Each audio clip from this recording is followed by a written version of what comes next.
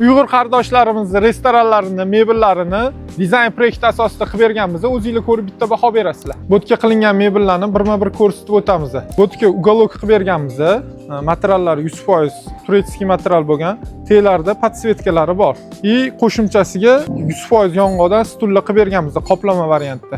Divanlarimizning ichki qismlari yog'ochdan bo'lgan. Sidinalari yechilib yuvsa bo'ladi.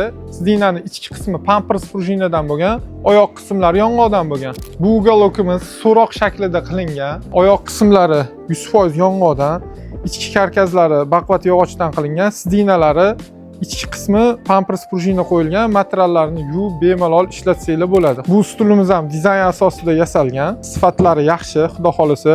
Yog'ochlari baqvat yog'ochdan qilingan, materiallari yuvib ishlatsa bo'ladi buni ham. Bu divanimiz noodatiy dizayn asosida yasalgan, yog'ochlari 100% yong'oqdan bo'lgan, sidinalarga 22 plotnostli parallelda qo'yilgan, materiallari turetskiy material. Bo'tga orom kreslolar ham qilingan, 2 kishi, 3 kishi o'tirish uchun. Bular ham o'tirishga juda qulay modelimiz. Bunaqa VIP kabinani mebelni aniq ko'rmagansizlar.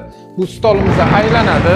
18 kishidan iborat. Sifatlari cho'tki, buni ham stollarning ustki qismlari shifondan. Bu ikkinchi VIP kabinamiz. Bo'tga oddiylikni yaxshi ko'radiganlar uchun Chester modelimizdan qo'yib berganmiz. Bu uchinchi VIP kabinamiz. Bo'tga noodatiy kreslo qilib berganmiz.